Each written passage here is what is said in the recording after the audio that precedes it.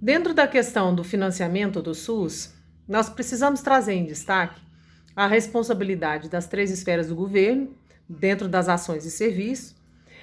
As esferas estaduais e municipais têm os seus recursos orçamentários do Tesouro, mas tem os recursos transferidos da União.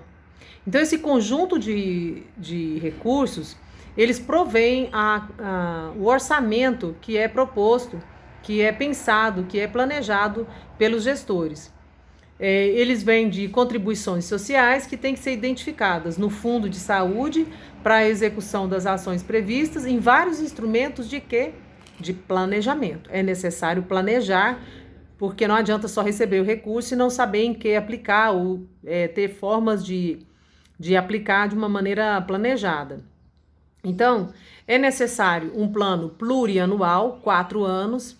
Isso garante que passe por um governo e entre um ano de um outro governo, para que não abra uma quebra, né? Não aconteça uma quebra nesse planejamento e não venha trazer prejuízos para a saúde.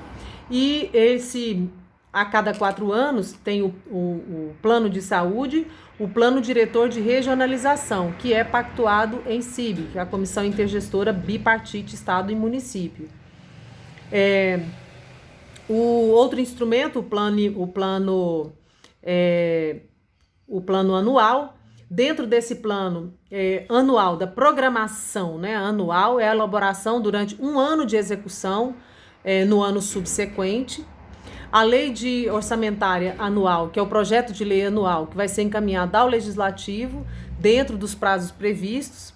Esse plano ele tem que ser aprovado pela Câmara dos Vereadores de um município. E após a aprovação, em que o vereador diz, ok, entendemos o seu plano, gestor de saúde, pode executá-lo que nós vamos acompanhar.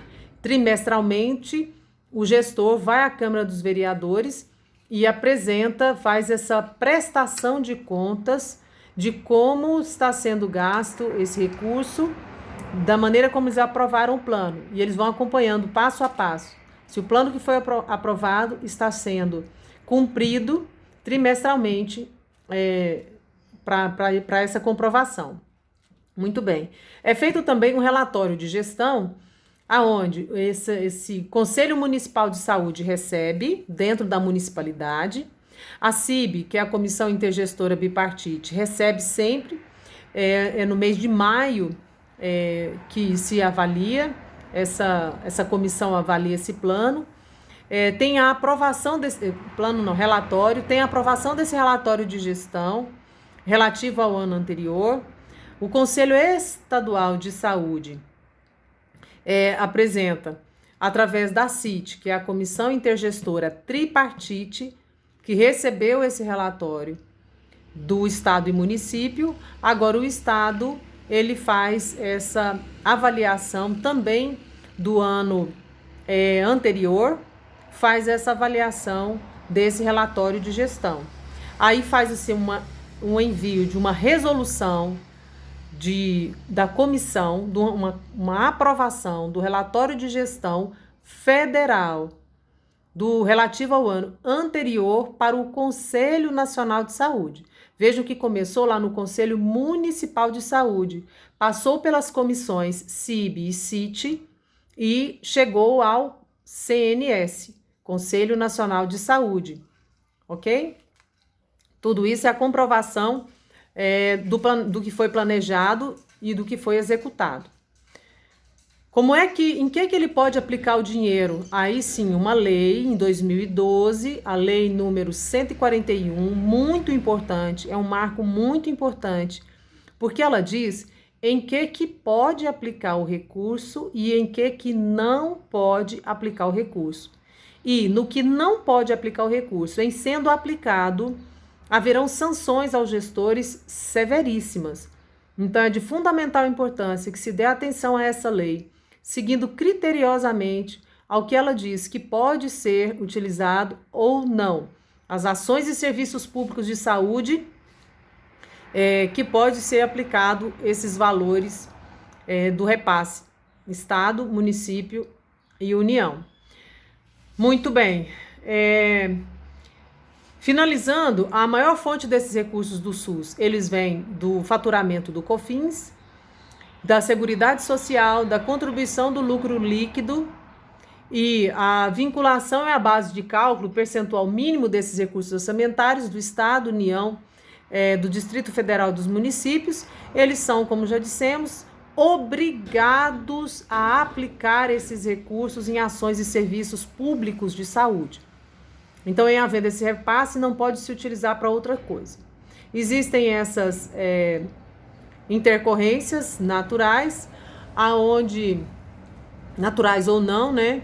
Aonde se excepcionalmente aparecem outros recursos que, na previsão do governo federal, há um repasse aos municípios, como agora, por exemplo, estamos vivendo uma pandemia, onde o recurso é repassado e haverá que ter uma prestação específica sobre esse recurso.